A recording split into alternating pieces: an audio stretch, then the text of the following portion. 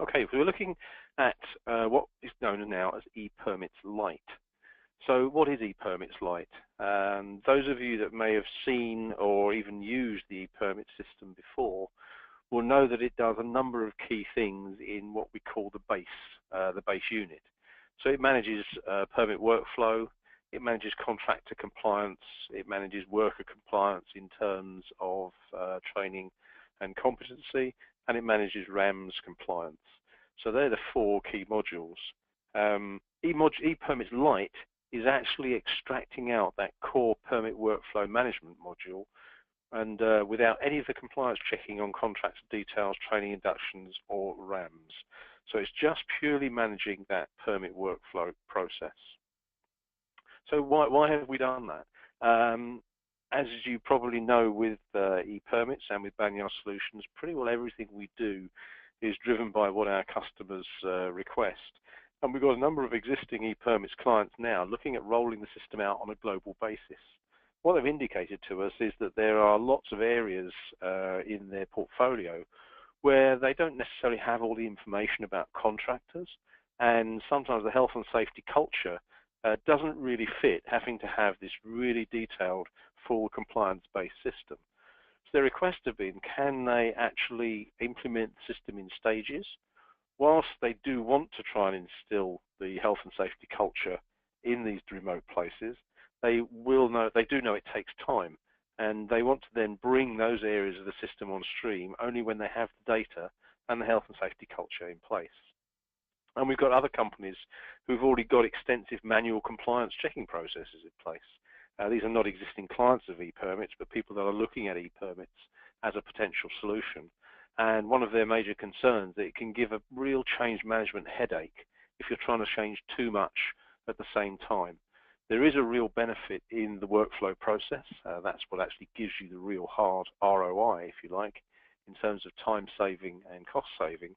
So they really want to try and say, we'd like to implement it in stages, get the workflow process in place first, get that stabilized, get everybody using the system, and then start to gradually supersede their existing manual systems when it's right to do so. So actually do the whole process in stages. So that's where we came to this concept of splitting it all out. And we've been able to split it out because, as many of you will know, we're in the process of launching a new platform in the next few months. And part of that whole development process was enabled us to start looking at how we can divide this up and break the system up so that we can be more specific in that we can deliver exactly what customers require, no matter how light that requirement may be.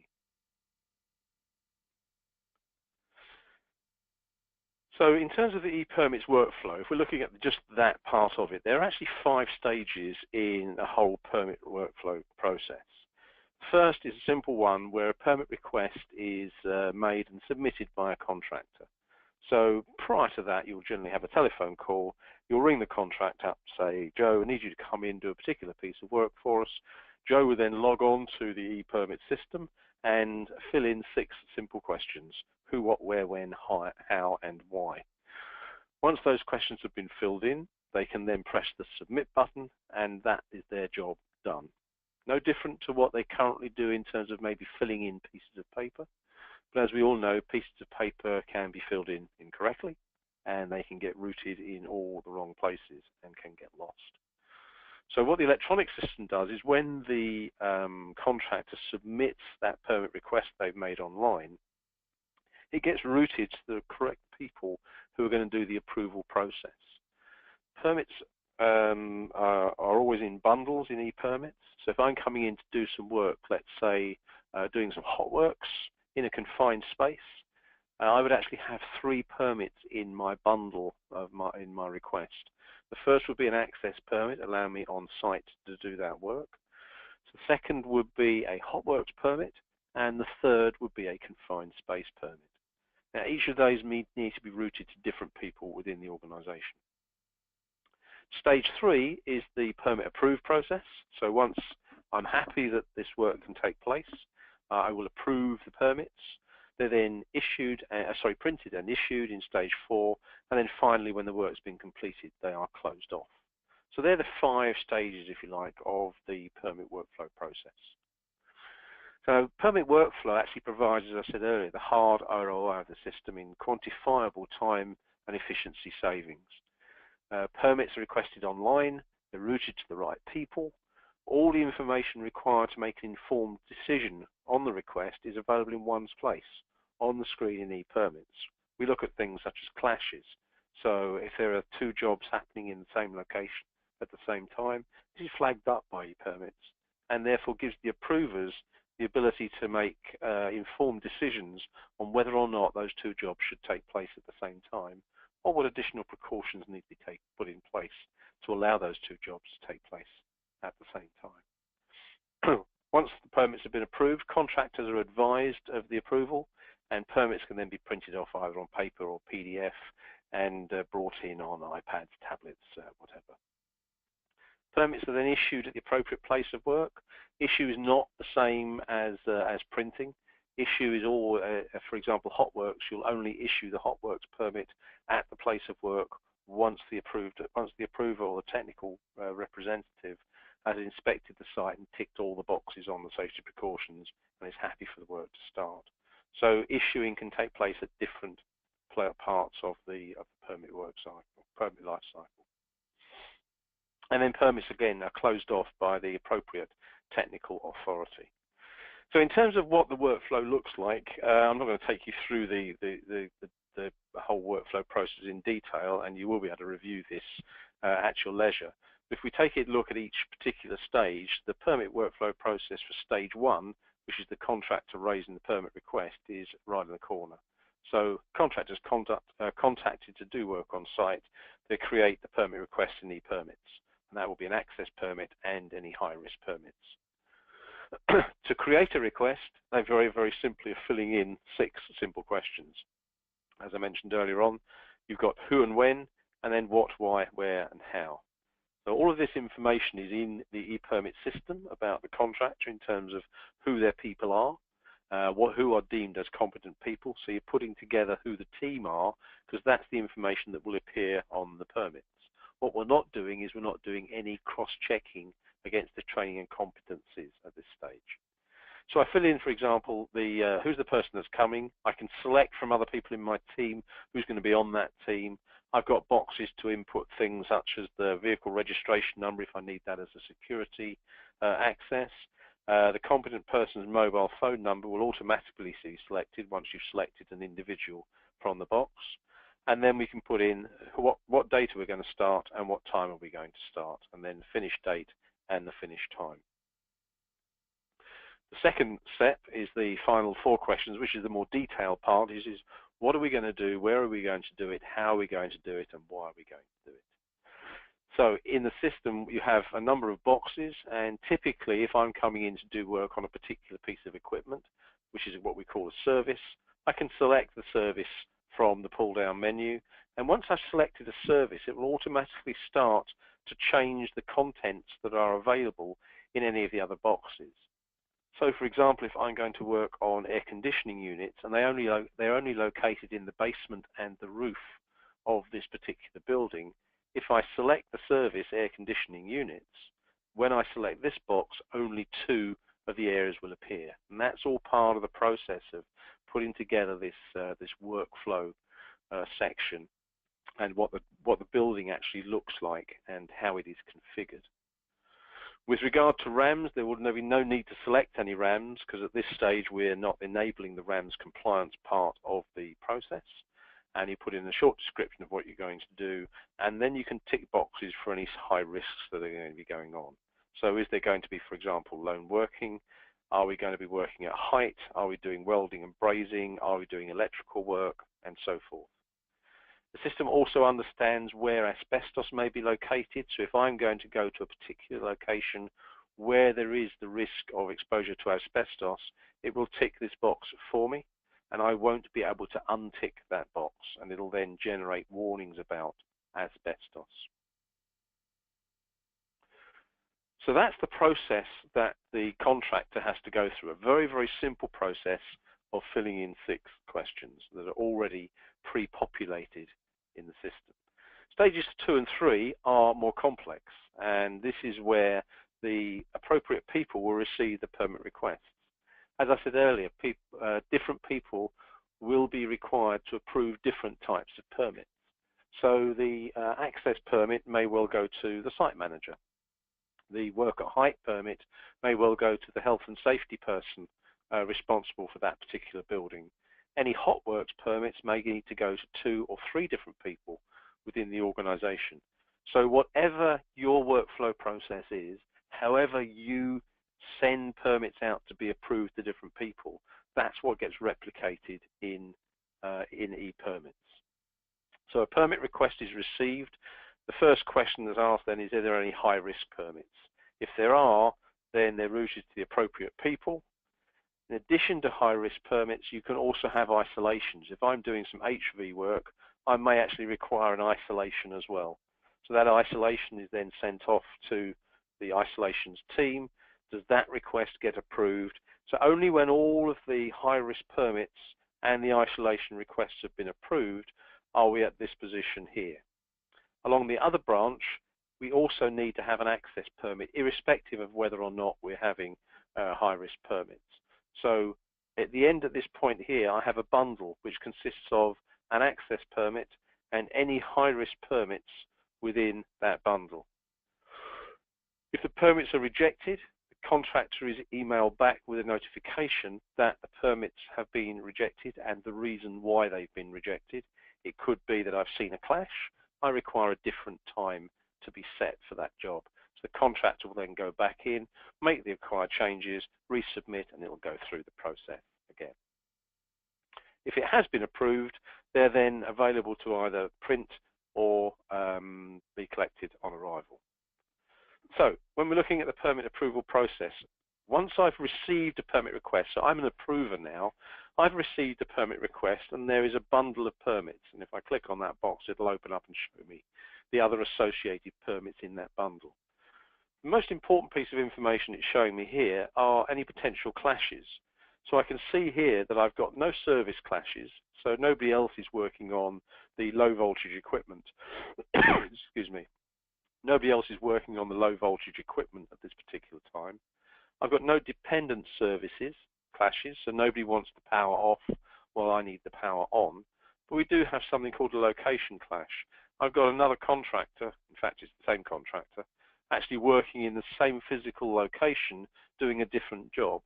Now as an approver I can view what that permit bundle looks like, and then I'm in a position to make an informed decision as to which one of these takes priority, or if I'm happy for both of the jobs to be done at the same time, what additional warnings should I put on the permits within that. So that's a very key piece of information. This is the information that tells me about who's coming to do it, when they're going to do it, who the team is going to be, and the time the work is being scheduled for, and then the information about where it's going to be done, what's going to be done, why it's going to be done. There is no how, because at the moment, as I say, we're only looking at the workflow process. We're not enabling the RAMs management side of this at the moment. So this will rely on you doing your existing compliance checks on training, competency, and RAMs and insurances and so forth in order for this system to operate the way you would like it to operate. Here as an approver, I also have the ability to generate those fire isolations should I need to generate any isolations. And these are safety precautions that appear on the permits. And you'll note sometimes there are little warnings in place here that we have work in this area requires a permit to work at height. The system knows again from its 3D image, if you like, of the building that when I'm working in a place called the roof upper level, I'm actually working at height, and therefore I do need to have a work at height permit in that bundle. As a requester, I would not have actually been able to submit it without it. But it again shows that there are checks and balances in place for the workflow. And then finally we come to stage 4. So once all the permits have been approved, a notification email is sent to the contractor to either print the permit and bring it with them to site, or they can collect them on arrival. The key with issuing is you actually want to do that at the latest possible time. You're trying to corral your contractors into turning up at the time they're specifying. There's no point in me going through all these checks and balances and seeing that I've got potential clashes and so forth if the contractor turns up a day early because you just happen to be in the area. If someone turns up and there is no permit bundle there waiting for them, they don't come on site. If you do let them on site, you're running the risk of clashes that you may not have been able to check out on, whether they're location, whether they're service levels or dependent service level clashes. So this is, again, it's like a contractor management system as well. That's corralling them into a way of working that says if you're requesting a permit on site from 11 o'clock until 1300 tomorrow, don't turn up today. You can only turn up tomorrow to do that work. So things are issued, and again, when it comes to the issuing side, things such as hot works permits will be issued at the point of work. You will issue access permits at the point where the contractor arrives on site, and work at height permits would probably be issued at the same time as well. So then you're able to print. So when you do print the permits, this is just our standard template that's in the system, but they're generally done to recreate the permits that existing customers have, and it has all the relevant information that you need on there. So you can have things such as a work request number. There's this permits number. This is the work on live equipment, and these are the associated permits. So in there, there'll be a work at height permit, and there'll be a access permit as well.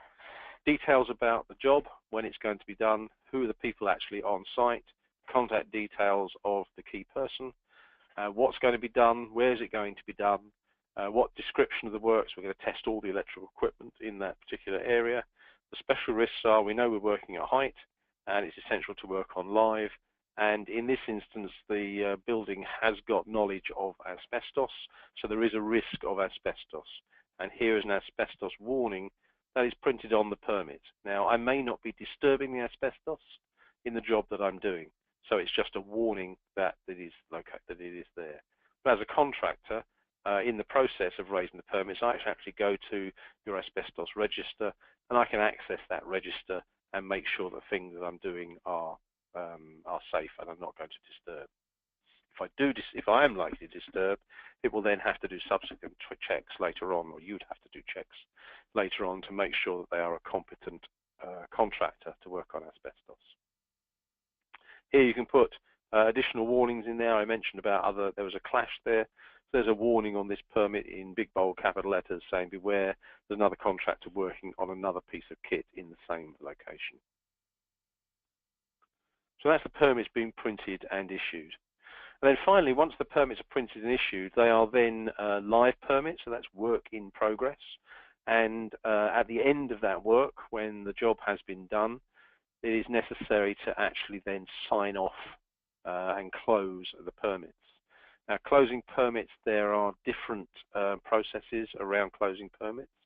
Some work, such as this work here, working on live, will require someone to inspect the work before the contractor leaves the site of work. So I would be coming down as the key approver or the key technical representative, and I will be checking that everything has been done as it should have been done. If I don't think things have been done, I have a small audit tool that I'm able to actually run against some specific questions, and this will build up a non-compliance against the contractor that we can see later on. Now, that's only pertinent when you have the contractor a compliance module enabled, but it does build up a list of any inconsistencies or things that have been done wrong by the contractor in conducting his work, and I'll cover that a little bit later. You can put in some information about what's been done, and you can also upload files. So I could take a photograph of it and also then send it along with this to build up that compliance matrix. If I'm happy, though, that the permit has been completed, the work's all been done safely and I've got no problems, I can then close off the permit, and that then gets archived alongside the others. With things such as other lower risk ones that don't require inspection before closure, there is a button here on those other permits that says you can actually close all the permits in the bundle. and it will close anything that's allowed to be closed off in one go. For example, if 2 people have just left the site and they were working at height and 2 people arrived, they've obviously not fallen off the ladders, injured themselves or anything. So you can easily close off both those permits at the same time. So ePermits LITE, therefore, gives you a pretty comprehensive method of managing that whole process, right the way through from requesting, approval, printing, issuing, and closure for all types of permits, both access and high risk. It's a smooth workflow, and it'll replicate whatever your workflow process is.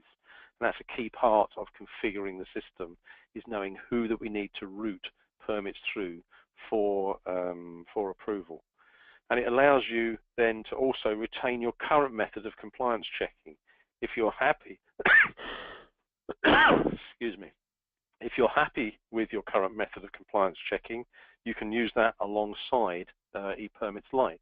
If you're concerned about trying to do too much at the same time, you can implement ePermits LITE and then gradually implement the other compliance modules at a later date, either individually or all at once. It's entirely up to you. It's a cost-effective and easily manageable process for implementing electronic permit-to-work system, and a lot of our clients have looked at this and said, yeah, this is how we want to roll this out when we go to global rollouts.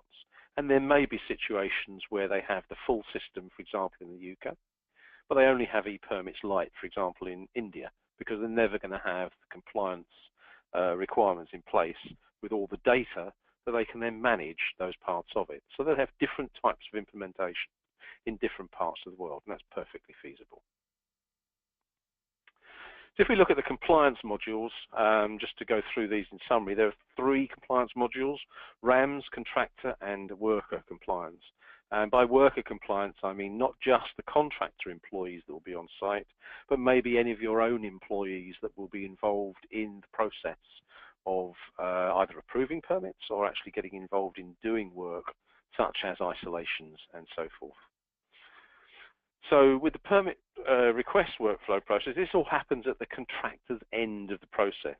Now, it doesn't make their job of raising a permit any more complex. But what's happening is the system is doing a lot of work in the background to make sure that everything is right. So the first thing it's doing is when it's looking at RAMS compliance. So I've been asked to do work, I've filled in what I'm going to be doing, I've created my permit request, and it's asking me, what are the RAMS for the job?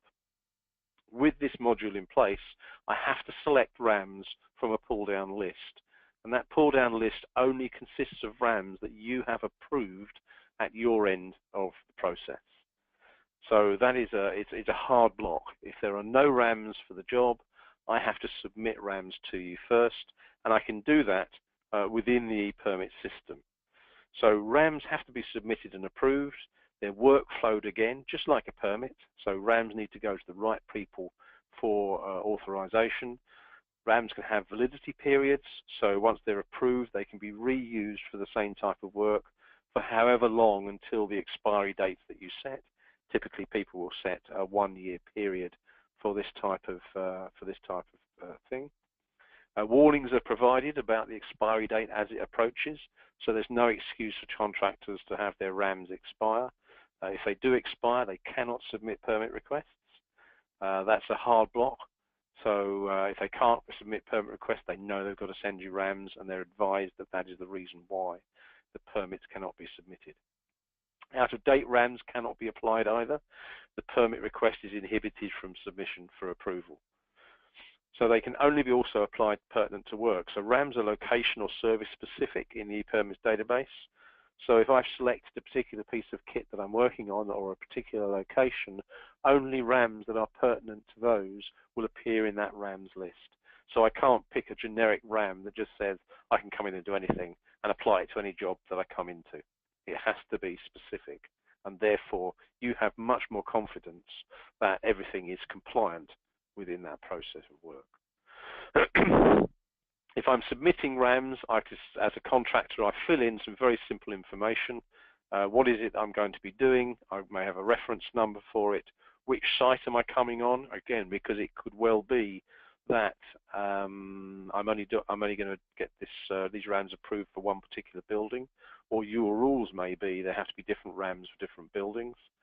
I'm coming in to do this on this service, so it's LV.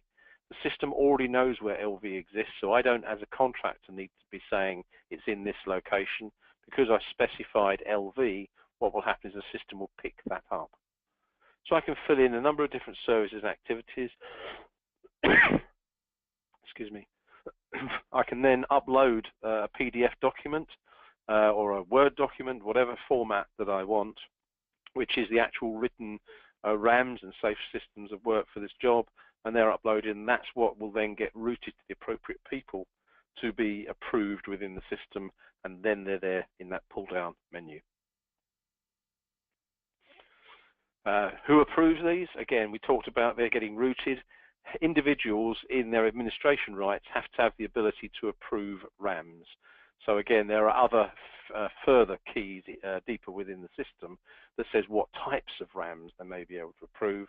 But at a high level, it just says, yes, this chap, Ben, is authorized to approve RAMs. And so he may be on the list for certain types of work requests that come through. So when you have a permit request, remember the permit request we had earlier on, we showed the location clashes. Now we'll also have a box on here, because the RAMs compliance is enabled, that shows you what the RAMs are, and you have the ability to review them from here. So as the approver, I may be looking at this permit and saying, okay, I just want to double check. I can access those RAMs from here. I've not got to wander down the safety office and go and try and pull a sheet of paper and compare it. I'm actually doing it on the screen in the same system at the right time.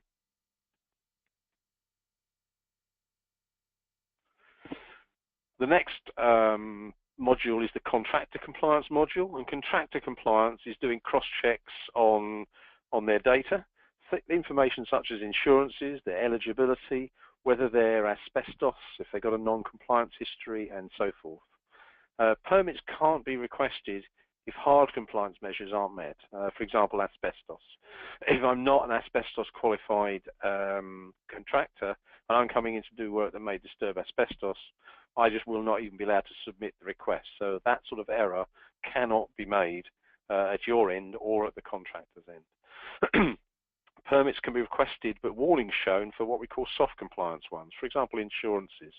If my insurances have expired, it won't stop me sending the permit request to you, but I will be compelled, and it will be written all over the permit, that I need to provide evidence to someone before they'll press that issue button for those permits. So I have to come in with the certificates or upload the certificates into the system, as you'll see in a moment, to prove that I have the required cover. It also manages the sites, so I may have 5 or 6 sites as a company. Contractors may only be approved to work on certain sites, and I have non-compliance matrices that I can build up to see. So here's some of the basic information about a company, usual details about addresses and so forth, but are they current? This is a box that enables you to just switch them off. So if there have been some non-compliances and you don't want them on site until they've proven otherwise, you can just basically disable them in e-permits, so they cannot submit to you any more permit requests until you say otherwise. We also have then information about the insurances. So here I've got the 4 different types of insurance, liability insurances, indemnity, contractors all risk. I feed in the information as a contractor, put in what my cover level is, and I have the ability to upload the document. So that again, from here, I can do spot checks and check it out. It also enables me to put in expiry dates.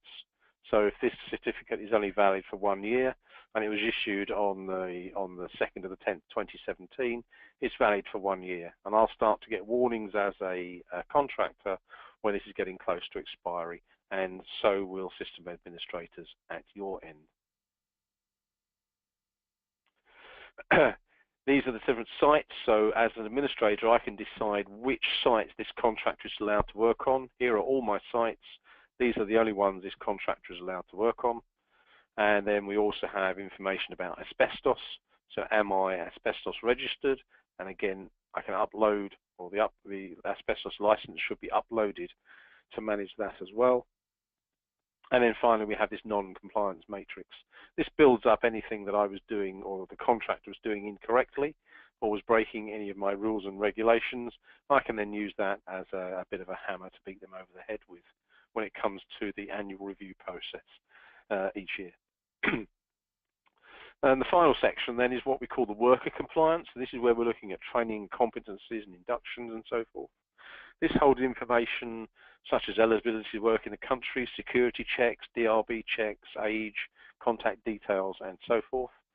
By age, it's not necessarily at the actual age of the person, but it will trap things such as whether the person is under the age of 18. So, because that may be a hard constraint for you, that people under the age of 18 are allowed to work on their own, for example, on site.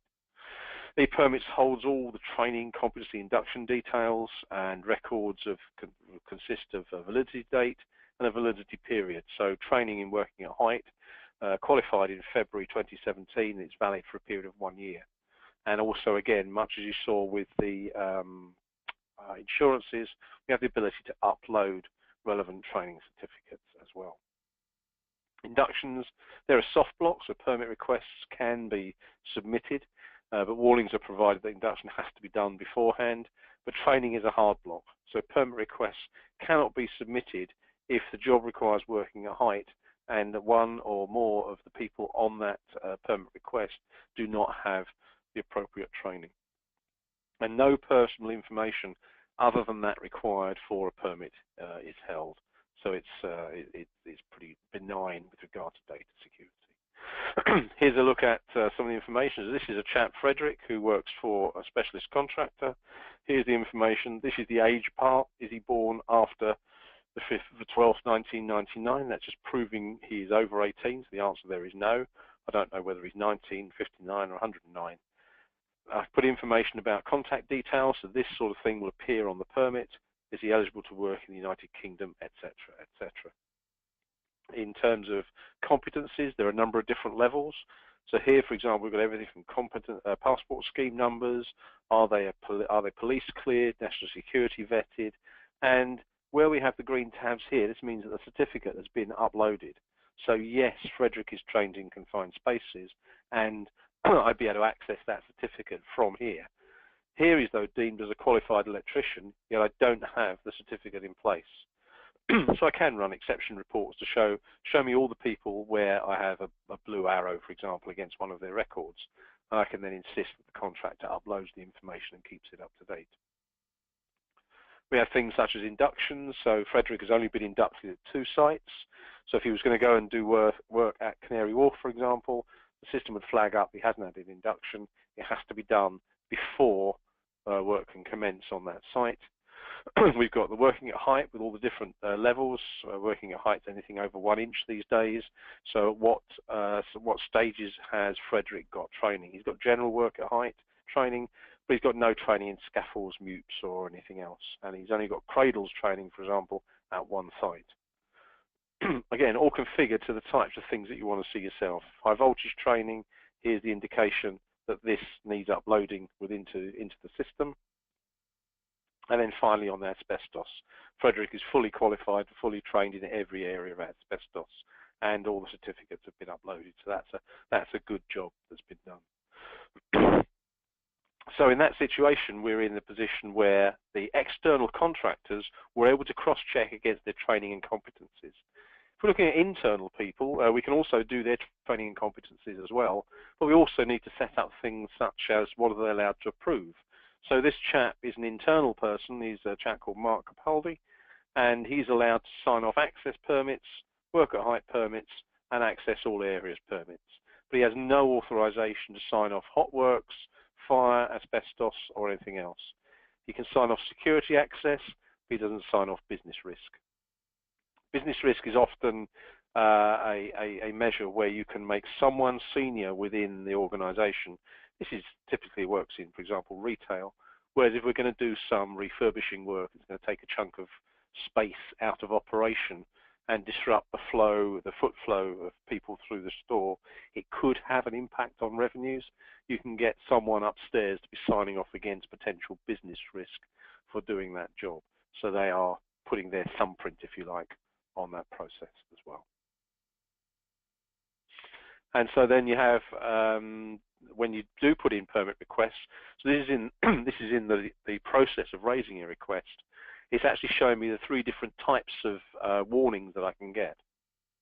So I get green warnings, which says that this chap, Richard De Silva's site induction has expired for this particular job. This wouldn't stop me sending the permit request in, but what it will do, it'll flag up on that permit request, site induction has expired. We have another set of amber soft rejections. Here we can set in the system lead times. So I really don't want contractors submitting permit requests less than 3 days, an example, for any work that's going to be done. Now again, it's a soft rejection.